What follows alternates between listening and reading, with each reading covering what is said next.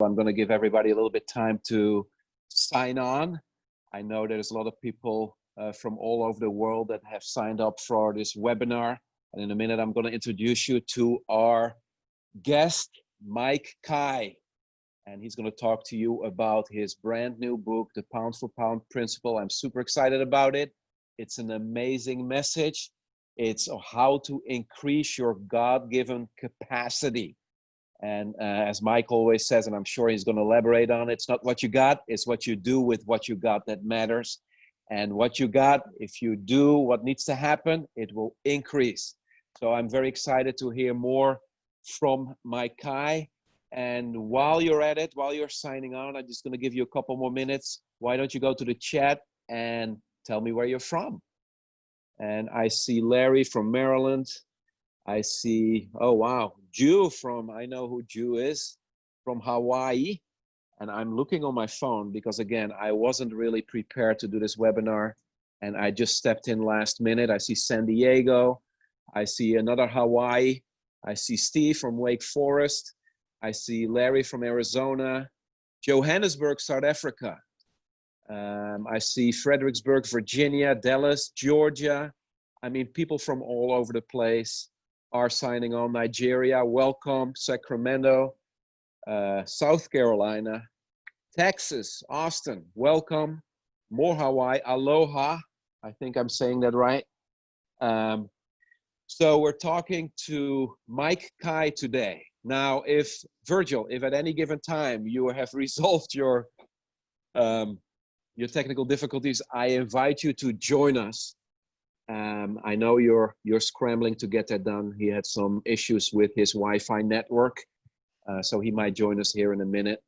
I can see him trying in the background as a panelist here, so he might join us in a minute. But right now, I want to focus on the guest, the man of the hour, Mike Kai. Mike, how are you doing? I'm doing fantastic. It's good to be with you guys. I'm glad for the wonder of technology, and we're working out all the bugs and the kinks. It's still good to be here. We do whatever it takes, right? So I'm glad you're here, and I'm glad that I was actually signed on because I don't always join every call live. I know that Virgil's doing a call a week, and sometimes I make it, sometimes I don't. So I'm glad to have you here and to be talking about your book. So talk to me a little bit about this book, Mike. How did this come about? How did you receive this message? What was going on in your life when you received it, and why did you write it? Well, first of all, thank you so much. It's an honor to be here. I want to thank you, everybody, for joining in from South Africa to North Carolina to Hawaii. It's such an honor, and I want to thank the Lord for Dr. Sam Chand and yourself, Martijn. For being such gracious people with Avail Publishing, and it is an honor to be under the Avail label, and I'm so grateful. So you ask about how did this book come apart? Well, honestly, I never felt I was ever qualified to write a book. I always admired authors. I'm a voracious reader. Readers are leaders, and leaders are readers. If you ain't reading, you ain't leading. That's the philosophy I always grew up with. My pastor was probably one of the most well-read, most intelligent men I've ever met before. And so he just instilled books into us. And so books became legacy form for us. And so when I grew up reading books in the ministry and in leadership when I was in business, I never thought that I would ever have the opportunity to write a book because I never thought that I was an author until finally two instrumental men in my life, my pastor and another man named John Bevere, both told me in the same year that, Mike, you need to write a book. And this was 10 years into the journey. Mike, you need to write a book. And I said, well, what do you write on? Well, my pastor told me you need a history for your church because when your church grows, you have to go back to your DNA, and that book will become part of that DNA instiller into the church. And so, well, of course, I got over my obvious writing the book. I had to overcome some complexes, and then I began writing. I remember John told me, Bevere told me, he says, Mike, you just sit down, you get a nice computer. My wife, Lisa, will tell you that. Get a really good chair. Get yourself comfortable, and then every day ask the Holy Spirit to help you to write. And so he said, write 1,000 words a day. So I went ahead and I got up and I wrote 1,000 words a day, knowing that I never really completed college and never wrote 1,000 words a semester. So he said, you got to write 1,000 words a day. So I did. It was a pound of flesh. I took a break. I wrote, no writer's block, just kept on going. never stopped for research, didn't stop to Google anything, just made notes and kept going forward. By the time I was done, I called John Bevere. I said, John, I'm done. It was 40 days later. John, I'm done. He goes, Mike, that's incredible. You wrote a book in 40 days. I said, well, you said 1,000 words a day. He said, I said 500 words a day. And that's how it all started. But it started based upon the parable of the talents. I love the parable of the talents because you have the 1 talent guy, the 2 talent guy, and the 5 talent guy. And I never imagined myself being a 5 talent person. Of course, there were 5 talent people in the ministry that I would look to, but I never felt that I was. I always felt like I was a 2 talent, but definitely not a 1 talent. And so what I would say, growing up on the Big Island, small town, this is where I'm from. My high school had a graduating class of 120. I thank God for that. Grew up in a town of 2,000 people. Thank God for small towns because I was a small town kid. But when I came into the big city, there was a lot I had to fight against and for, and including my own situation in my life. And then, so I always gravitated toward the parable of the talents. And when we were a church of about 250, I told our church, I said, I don't care how big we are. We're not comparing ourselves to New Hope, who had thousands and I love and admire. We can't do that. We're just going to be the best 250 people church that there is in the state. That's all we're going to compare ourselves to.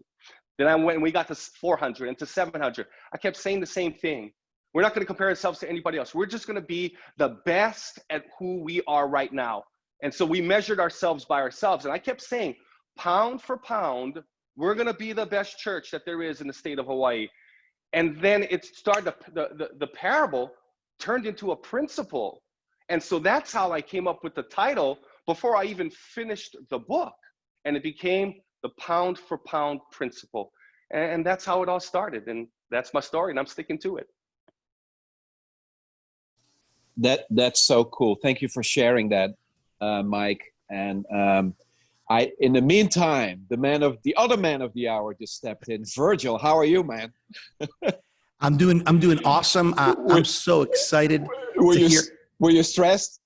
You know, when technology is not going your way, you just got to pray. And so I was just praying. I was like, Lord, help me, help this technology work.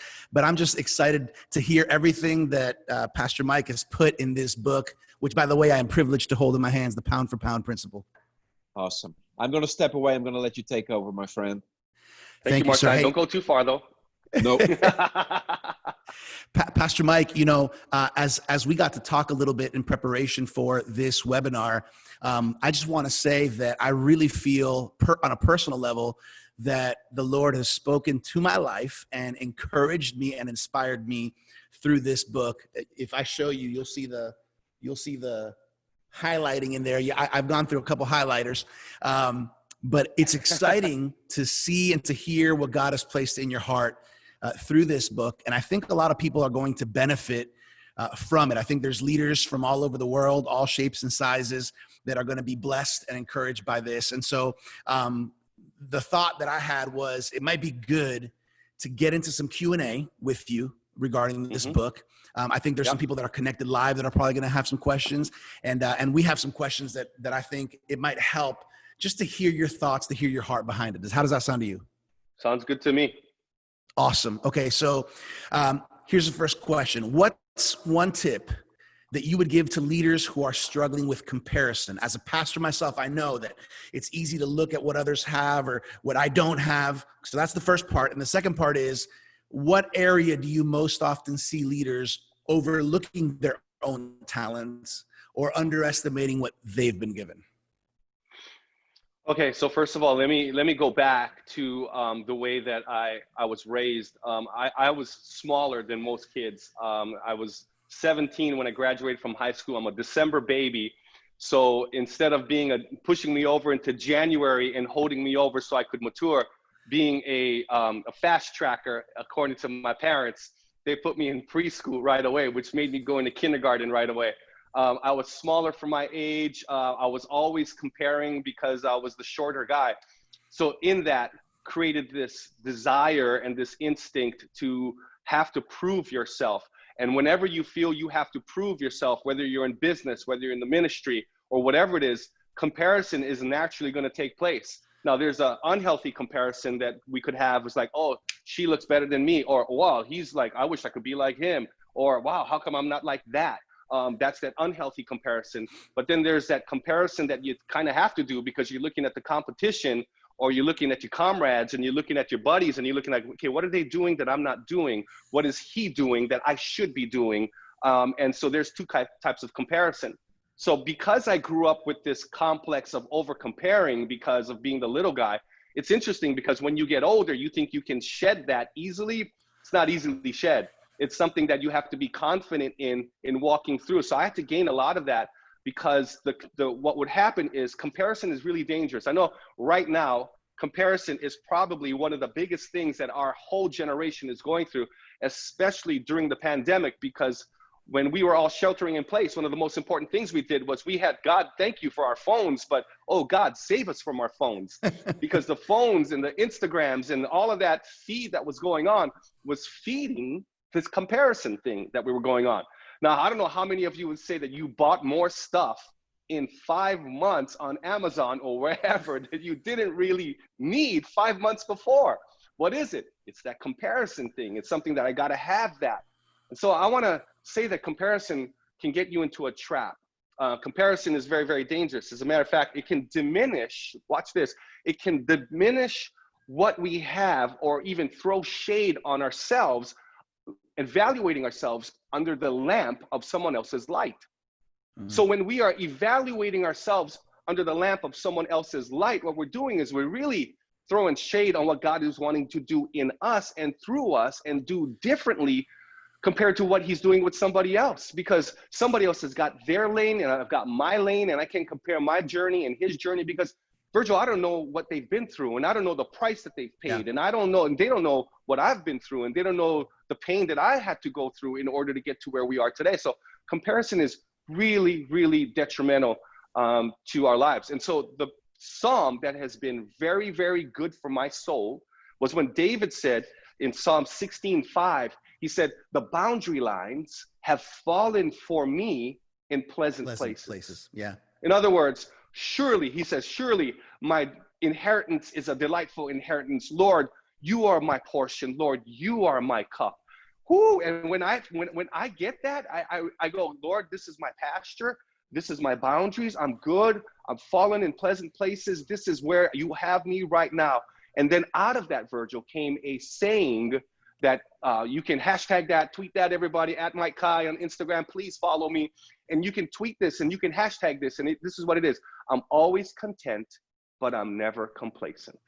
Right? Love it. I'm always content. Thank you, Lord, for what you gave me. Thank you, Lord, for the house that I'm in, the car that I drive, the business that I have, the job that I'm at, the position that I'm under, the boss who's with me, the wife that I have, the kids that I have, the spouse that I have. I'm content, but I'm never complacent. Because, Lord, I know that there is more. There's more for my business. There's more for my church. There's more for my kids. There's more for my grandkids. There's more. I love that. Mike, I think we need to kind of park here for a second because I never had heard it said that way until I read it and what you were saying and talking to you. I love this aspect. Always content because it's biblical, right? Contentment, it's something that we see all, throughout the Bible. Paul talks about it in 1 Timothy. Godliness plus contentment equals great gain. However, I never had the words to say it. There's something in us that God doesn't want us to settle. I never want to settle for, yes, we've done great things, but there's more great things to do. Yes, right. I am blessed, but I think there's something more that God has. And so I think sometimes we underestimate what's in us or what we can even accomplish. What would you say about that? Oh, yeah. So when it goes along with, thank you, Lord, for what you gave me, I am blessed, because the other part of contentment is, I guess the word would be when you're never satisfied. Uh-huh. I made a mistake of saying this for the first couple of years. I'm always content, but I'm never satisfied. And it didn't sound right after about a year. And man, like, Lord, you're not enough. Lord, you didn't give me enough. Oh God, I'm dissatisfied. Where I'm always content, but I'm never complacent.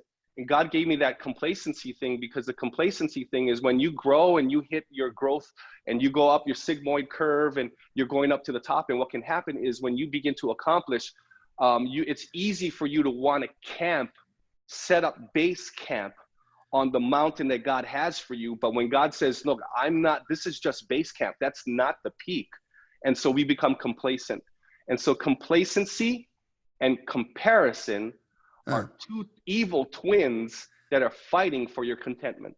Ooh, I just made that up on the spot, Virgil. Come on, somebody type it in. Our tech people are listening. Let's get another book going. Okay, so I want to make sure, because there's some people that have been connecting in. We have people connected from all parts of the states, all parts of the world. We're talking today about the pound for pound principle by Mike. 10-year anniversary, Virgil. 10-year anniversary version, leader edition. Exactly. By the way, everybody on this call, you can get this book for free. Yeah. Free 99, I think they said. So in Hawaii, we call it free 93. Free 93. Hey, you can get this book for free. We're going to give you more information on that soon, because actually I think it's already on the chat if you want to take a look at it, because this is an amazing book. We're going to talk about some more offers, but let's get back to the conversation. So you're talking a little bit about comparison, complacency. What are some warning signs, Mike, that indicate to leaders that they're sliding from contentment into complacency? Easy. When you start to read your own mail or the press clippings, when you begin to pay too much attention to what other people are saying about you, and it strokes your ego, when you have decided, when you've lost that edge and that hunger, and you no longer wake up early enough, you no longer do that workout, you no longer read that extra book, when you no longer see, there's nothing wrong with enjoying the fruits of your labor and everything that you've invested all of your time and energy into, and pause and recreate and enjoy life. But if it's caused you to stop your drive, your desire, your hunger, your push, your hustle, your holy hustle, if it's stopping you from doing that, then you are complacent. And the scary thing about complacency is when you are complacent, you hit a plateau, which was my next book that I wrote after this, called Plateaus, going from where you are to where you need to be. And so what happened was, when we had been growing, Virgil, so we moved into this incredible building. Global financial crisis hit 2010. Incredible story and how we got our building. And when we moved in, I kept telling the church, I said, this is not it. I just want you guys to know I am very, very happy, but here is not there. We are not there yet. And out of that came the Mount of Transfiguration, where Peter, James, and John go up to the Mount of Transfiguration, called Mount Hermon, before it was renamed the Mount of Transfiguration. And while they're there, this is where Peter gets the revelation. He sees Jesus in his glorious state with Moses and Elijah, and he says, let's build 3 tents. This is amazing. He's like, wow, the rock stars of the Old Testament, my boyhood idols, and he wants to camp there, and he wants to stay there. See, you know what they call that? Complacency. Yeah. And Jesus says, we got work to do. We're going down this hill, and I'm going to the cross. And so what happens is, when we hit goals and we get to where we want to be, and we just all of a sudden, okay, I lost that COVID-15, with COVID-25. Now, I've lost that COVID-15. I feel good. And then I'm going to cheat a little bit, and then you plateau. Oh, I used to do a lot of devotions during COVID, and I used to lead my church on prayer, and I didn't ideate. I wasn't nimble. I didn't adjust, and I didn't do something different. That's complacency. Yeah. And so we got to fight against those things, because complacency will only lead you to the other part of the sigmoid curve, which is you lose ultimate momentum, and then you got to gain it back up, and all that energy that it takes to get back there again. Yeah, it seems like sometimes when we press on, and then when God, by his grace, allows us to reach there, for example, we think all of a sudden, I could take my foot off the gas. I don't have to worry anymore. When in fact, that's when we got to make sure that we are staying focused. Exactly. During the COVID, one of the blessings was The Last Dance by Michael Jordan on ESPN2 version, by the way, not the ESPN1 version, which is no bleeps. But I can tell you, it's given me this mind, and I'm watching him going, man, I tell you what, we're not as weird as we think we are. We're not as bad as we think we are. That guy was driven. And that guy knew, he never took his foot off the gas. Michael Jordan never stopped, and Michael Jordan never stopped challenging the people on his team in order to get to where they needed to be, because there was no complacency in that man. It was amazing. Okay, that's going to lead me into my next question. But before that, I know there's more people connecting. We're talking with Pastor Mike Kai, author of The Pound for Pound Principle. By the way, I got to highlight Dr. Sam Chand made a comment here in the chat saying, I love all things Pastor Mike Kai. Pound for Pound Principle is a great book every leader needs. Loving this 10th anniversary edition webinar. Thank you, Dr. Sam Chand, for being here. Thank you, Dr. Sam. And connected. If anybody who's on, if you have a question that you'd like to throw kind of into the mix here, there's a Q&A button. We can't get to all of them, but please feel free to type it in. And as we can, we'll get to it. You were talking, Mike, about just seeing the drive, even for the example of the Last Dance, about Michael Jordan. But just, can you share a personal story about cultivating consistency as a leader? Because obviously to win, to reach, to go for the God dreams that he's placed in our hearts, to go for those goals that ministry, family, personal, professional, it's not going to happen by accident. It's not going to happen with a gear shift in neutral, but that's that consistency. So what would you say regarding cultivating consistency as a leader? What does that look like on a daily basis? What's your experience? Okay, so my experience doesn't happen once I became a leader. So you're a leader. Okay, now be consistent. No, consistency went all the way to my upbringing. I'm right here on the Big Island for a few more days, and I went back to the two small hometowns that I lived in, and I realized over these years all of the things that my parents instilled in me. Consistency with your word, consistency with your work habits, and maybe they never used the word, Mike, you need to be consistent, but maybe in sports my dad did with baseball. But I remember growing up, and when I grew up, I worked at newspapers, gas stations, grocery stores, doing all of those different things. And so now, my story behind this book, which I don't get into too much because it's a condensed version and it's strictly for leadership, was when I was 19 years old, I became a father. Back in the mid 80s, in the middle of my sophomore year of college, I had to quit school.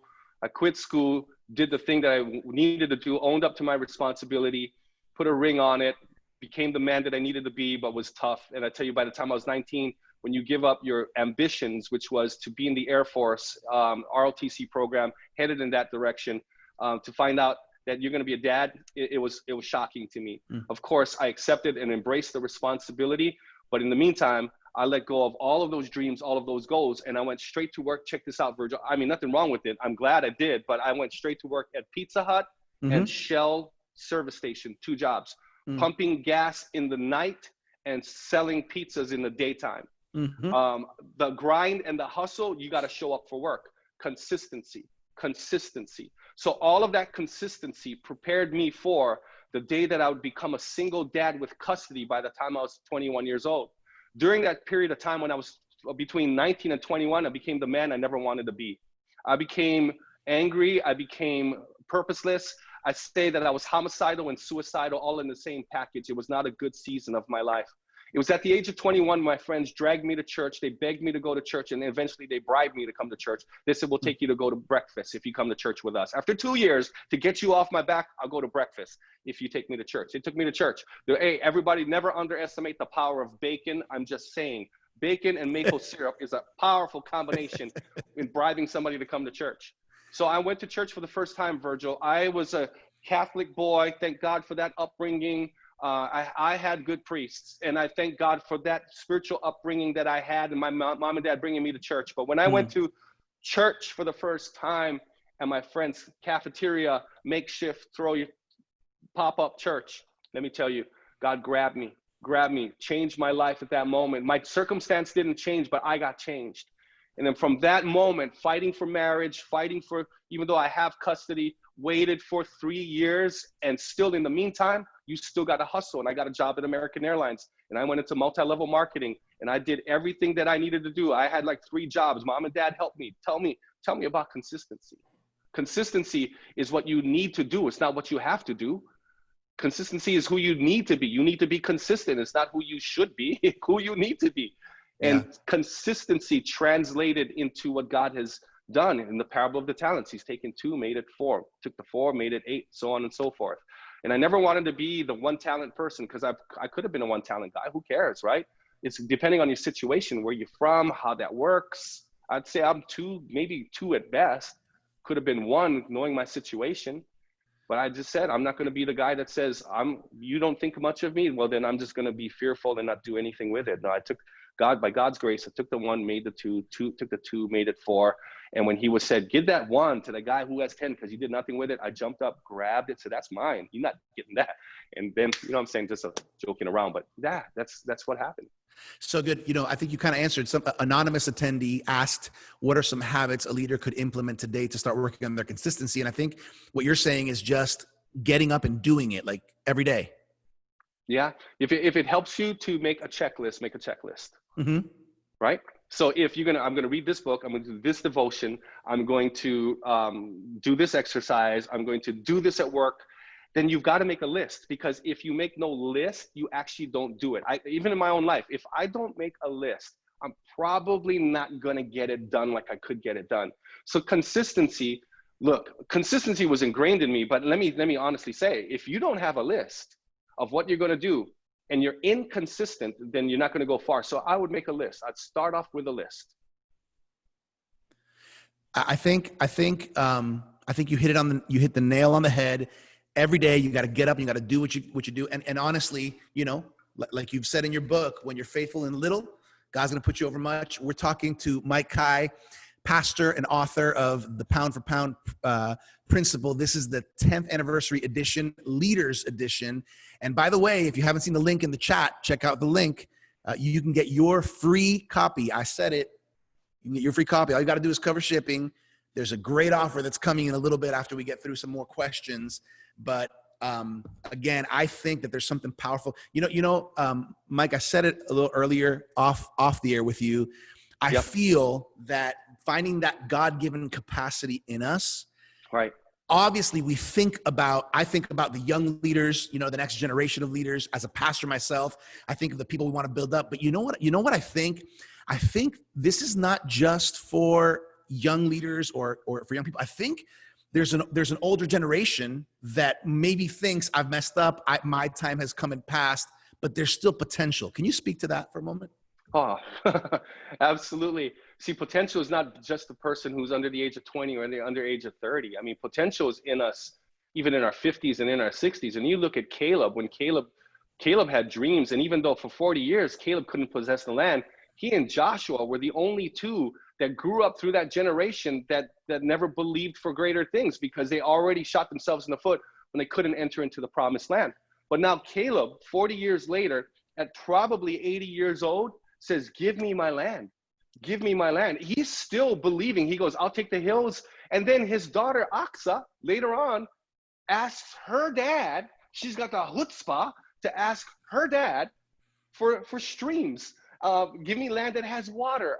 I love it, because it's a multi-generational believing for greater things. You've got an 80-year-old man that says, give me my land. And you've got a 20-something-year-old girl says, can I please have streams for the portion that you give to me? I love the multi-generational of asking. So good. So good. I want to take a moment, Pastor Mike, because I want to thank Gabriel Arney sent a question. Mark Morinishi has sent a question. There's a young woman here. I don't know if you know her. Her name is Lisa Kai. Bouncing off of this question, and I love it. How do you encourage? So we talked a little bit about, doesn't matter how old you are, but now how do you encourage the young leaders with this pound for pound principle? Because the reality is, those of us who have young leaders in our lives or young people in our lives, we also want to open up and cast some vision. How do we encourage them? Well, I think it goes back to the parable before it goes to the principle. The parable is very, very important. When Jesus told the parable in Matthew and Luke about the master going on a long journey, and he said he would come back. So we got to remember that there's going to be an accounting for. We will be held accountable for what we've been given. And then what we have to understand is rightly evaluate ourselves on whether we're 1, 2, or 5. You know, the Bible says, do not think of yourself more highly than you ought to.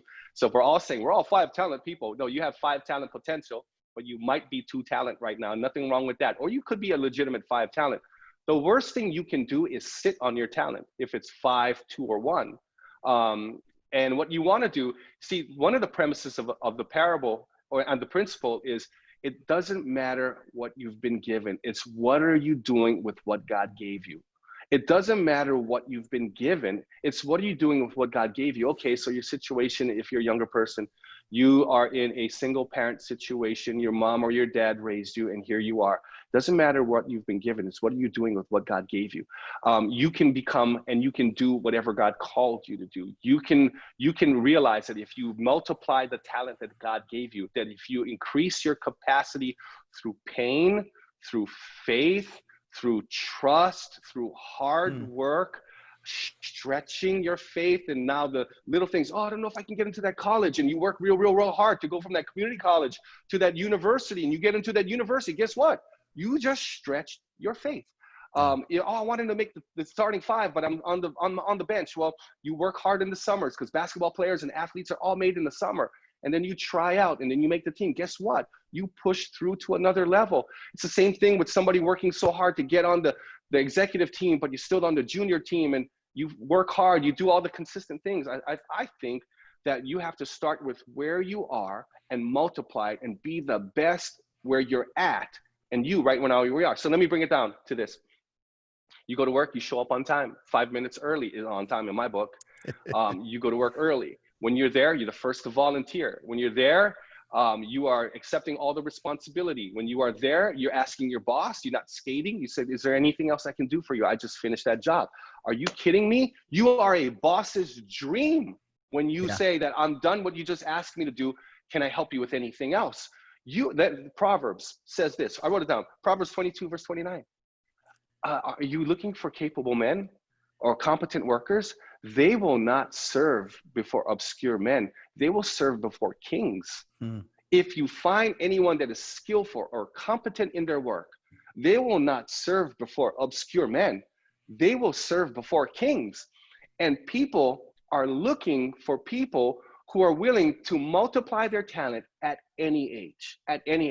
But if we're talking about the younger generation, the millennials right now, take your eyes off your phone about 30% less every day. Put them in a book and read it. I love audiobooks, but read it, mark it, highlight it, note it. And when you're done reading that book, be proud of yourself that you can always go back to that, because I think this is one of the most important things of young people today. And I consider myself, I don't consider myself an old person, but for young people today is reading. We're watching too much Netflix. We're watching too much Instagram. We're watching somebody else's life, looking how many likes we got. Come on, I'm doing the same thing because of marketing purposes. But I can tell you this, the books that you read will determine who you're going to be. Here's Virgil, back in the day, this is what I learned. The person you will be in the next 5 years, I think it's the next 2 years, because everything's fast, is determined around the people that you associate with, your circles, and the books you read. That's what I believe. I think that's a great word. I've heard like the closest 5 people in your life have that kind of that direct influence. And exactly. You know, I was gonna mention when you were talking, I played basketball too, by the way. That's another thing we have in common. I remember going from JV to varsity, and I remember saying, whatever the coach says, man, I'm there. I'll be the first one to do it. I'm the first one to accomplish it because I want to position myself. So that's great advice for young people or even young leaders, no matter how old you are, because I think I heard this from Dr. Sam Chan, by the way. This is the best question anybody can ask a supervisor, a leader, a pastor is, how can I serve you better? Yeah. If somebody on my staff at church asks me that, right, I will hug them. Yeah. And tell them a few things they can do. So I think that's a great point. Here's a good question. By the way, Ruthie Savon wrote, how do I sign up for this book? Look in the chat. Our Avail team is going to put that link again. We're talking about the Pound for Pound Principle by Mike Kai, pastor and author. Great word for leaders. Here's a question by Mark, Pastor Mike. I think it's a good question. Okay. Have there been times when your leadership drive needed a reboot? And what helped you out of a season of complacency, he says, or maybe stuckness? Sometimes we get stuck. Oh, Any yeah. thoughts on that? Yeah, I wrote a whole book on it called Plateaus. I would tell you this. Yes, absolutely. And here's the thing. When the world was still open and we could travel anywhere, I made an investment for me to go to get inspired. I would make a financial investment to go get inspired. And webinars and Zooms, that's the new reality right now. This is how we're going to do. This is the reality. Until we open up the world again and we can fly wherever we need to go to some of the greatest places in order for us to get inspired. And you have to pay sometimes for inspiration, and inspiration will provide you the motivation. So nothing happens until you get inspired. I mean, nothing in life really happens until you get inspired. Yeah. You're not cooking until you get inspired to cook that night. You know what I'm saying? You're not reading until you get inspired. So inspiration there's a price on inspiration, but inspiration also leads to motivation that gets you doing what you need to do. So I think one of the most important things is Mark, you are on this webinar. I think that will inspire you. I think, Mark, you are doing what you need to do. If you buy the book, or the book is free, but if you go to the online conference, those things, and that's free too, but there's going to be a price that you're going to pay eventually in your own life in order for you to get that inspiration, to get that motivation to do what you want to do, because we all get stuck. And one of the reasons why I'm here on the Big Island is because this is where I'm from. So this is my family island. So this is where I get recharged. I would say do never underestimate the power of rest, but also the power of your very own Sabbath on your one day or two, but that one day that you are actually taking to enjoy life, enjoy people around you, eat, drink, rest, sleep, run, laugh. All of that, Mark, helps me to be able to come back with vision and drive like I need in order for me to continue to move on to the next level. There's this tension between rest, slow down, walk slower. You know, there's that, and the tension of, we got one life to live. I'm going to give it all I got until I go home to be with Jesus. I'm going to leave a legacy for my children and the children. I'm just wanting to joke around with that, but you know, and the children. I want to pass it on from children to children to children in my family and everybody that's around me, and be able to pass on their legacy. Because why? Because yeah, I will walk slower and I will speak slower, but there are going to be times where I'm just going to go, because we have to go. We got one life to live. Man, this has been so good. I think everybody can agree. If you're on the chat and you're having a good time, put an emoji or something on there. If you're listening to this in the car at some point, just give a woo woo. This is so good. I want to go into the offer today because Pastor Mike, I know a lot of people don't know this, but they can get your book for free because you are a generous person, and because at Avail Leadership, we have a heart to bless and equip leaders. We want to provide practical, relevant Christian leadership resources. The book is the Pound for Pound Principle. All you have to do is click on that link, to check out this, get this book for free. All you got to do is cover shipping. But I want to add something. You know when you watch the show, Pastor Mike, and then they say, "But wait, there's more." Yeah, there's more. There's more. You can upgrade. Now, you can get the book for free, which is great, but you can actually upgrade. Listen to me. You have to upgrade, because the upgrade includes amazing things. I'm going to tell you what it includes. The upgrade, if you upgrade to the Masterclass bundle, not only do you get the book, The Pound for Pound Principle by Pastor Mike Kai, but you get the companion study guide that goes along with it, and you will get access to the video masterclass. By the way, Pastor Mike, can I just say, 16 power-packed videos that go right along with each chapter of the book. If you think what you've heard about the book is good, the combination of the masterclass videos with the book is awesome. You have to upgrade, everybody. Again, you get the free book for sure. You can do that from Avail Leadership. This is a great offer, but I highly suggest upgrade to the Masterclass bundle. You're going to get the book, the study guide, and these videos. Did you enjoy making those videos, Mike? Because you look good on the videos. The message comes even clearer. How'd that feel? Yeah, well, yeah, I did. I want to thank my staff for helping me, about 3 or 4 people in particular. They know who they are. But I can tell you this, that those 16 videos, I did not re-preach the book. I found 16 new things out of each chapter to dog leg off of, and that's brand new, fresh material that is not in the book. And so I'm really excited about it. I did it, and I was like, we're done. Oh my, hallelujah, and then move on. But there will be a time I will sit down and watch all 16, so I know exactly what I said. Well, I've watched most of them, and I'll tell you, man, my life has been blessed. I've already used some of those wisdom nuggets with my staff at the church. I've already been sharing, a lot of what I've learned. So on behalf of me, thank you for what you're doing, and everybody who's connected. I know a lot of people that already know you from your church and from your ministry, but I think a lot of people now, even through the Avail Leadership network of leaders and family, I think there's a lot more people that are going to connect. So again, guys, get this book for free. It's connected with our Avail Leadership offer. Get this book for free, but I highly suggest, in fact, you cannot not upgrade to the masterclass bundle because it includes the companion study guide. And by the way, something I like, there's always a leadership at the end of every chapter, a leadership takeaway, and ask you some questions. The study guide's going to complement that, and the videos take it to a whole nother level. We're audio, visual, and reading, so now you can read it, you can listen, you can see. I highly recommend it.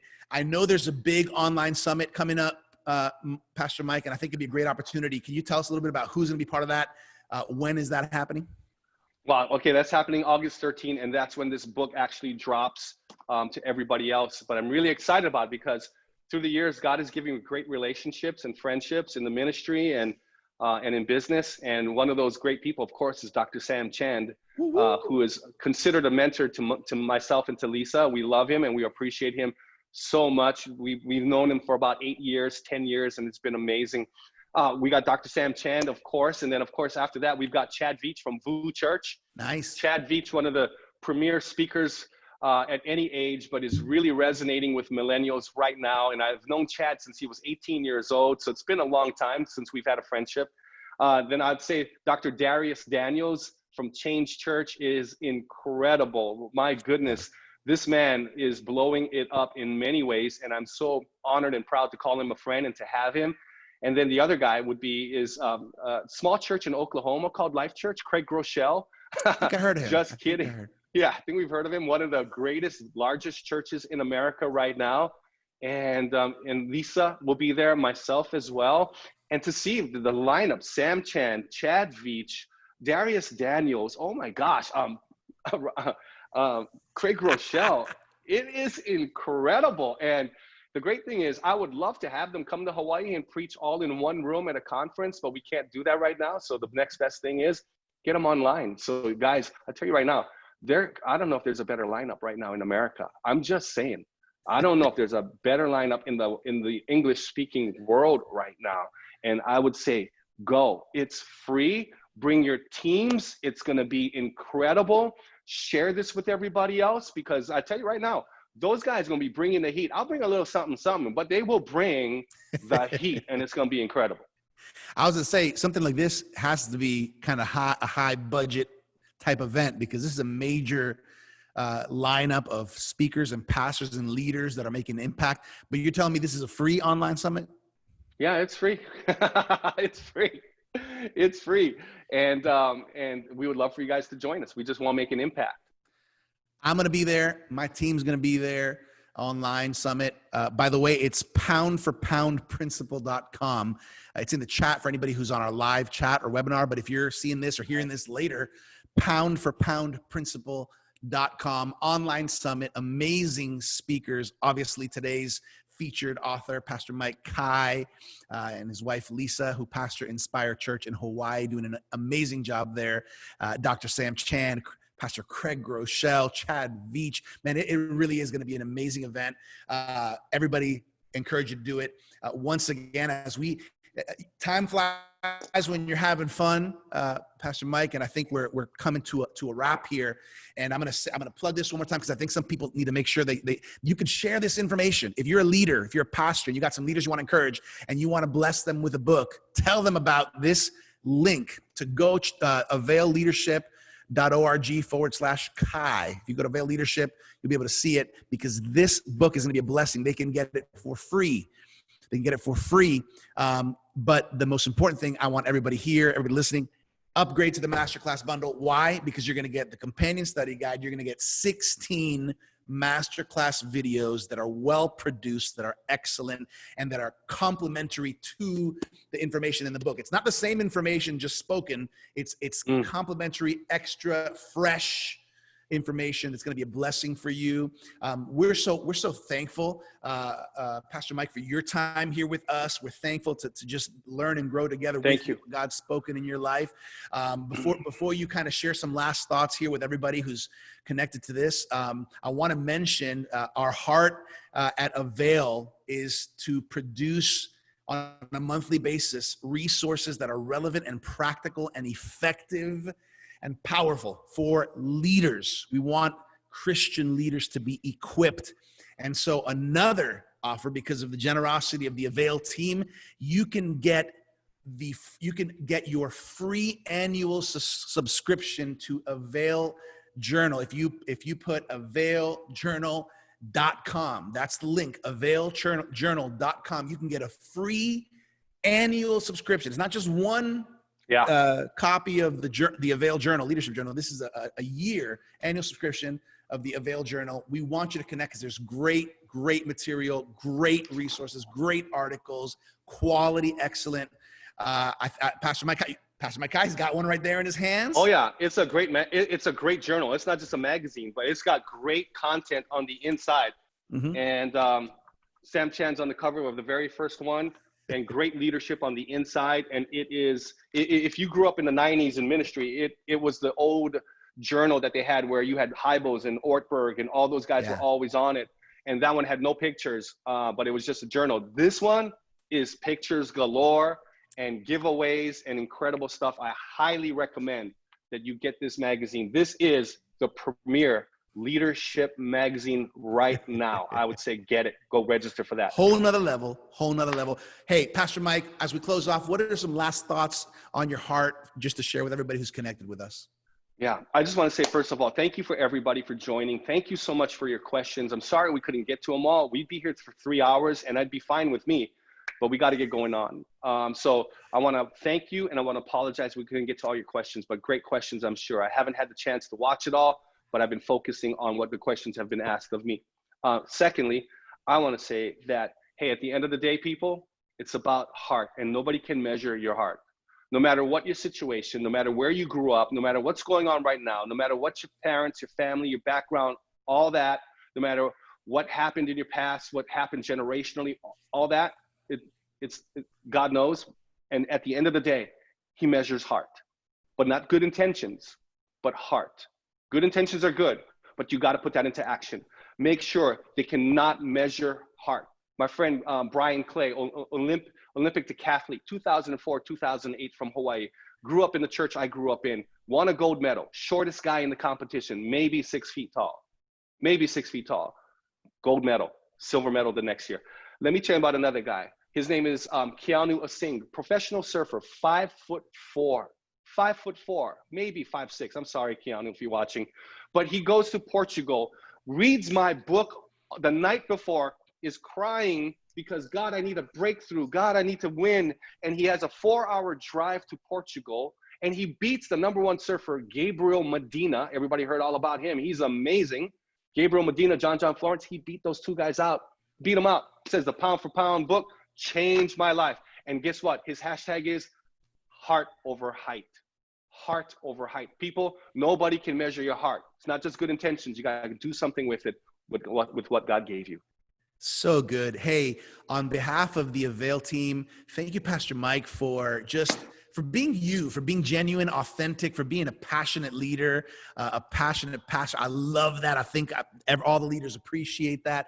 What a blessing. May the Lord continue to use you and guide you and Pastor Lisa as you lead and inspire church and make such a difference in the world. I want to give a shout out to people who sent out questions. We're sorry we can't get to all the questions. There's so much good material. Shout out to Ezra, Ruthie, shout out to Anonymous, shout out to Chelsea, Christopher, Lynette, Jew, Jessica, Cynthia. Look at all these questions. Dr. Sam Chan's question, what's your next book? That's a good question, Mike. I'm sure you're probably thinking. I'm thinking. Hey, thank you everybody for connecting with us. On behalf of the Avail leadership team, my name is Virgil Sierra, your Avail leadership host. It's an honor for me to connect with all of you and also be part of this journey of investing into your leadership. Remember, if you haven't claimed it, you can claim your free copy, The Pound for Pound Principle, Mike Kai. You can check out the link there. You can check it out on Avail Leadership as well. You can subscribe for an annual subscription of the Avail Journal by going to availjournal.com. And you can upgrade to the Masterclass bundle for Pastor Mike Kai's The Pound for Pound Principle. And if you haven't, you could register for the online summit. So much good news in one place. I think this is so much good news. And I'm thankful. Pastor Mike, thank you for being with us. Big hugs to you. It's my honor. Your family, your church. On behalf of the Avail team, we love you all, and we'll see you next time here at the Avail Leadership Live Call Webinars. God bless you all. Aloha.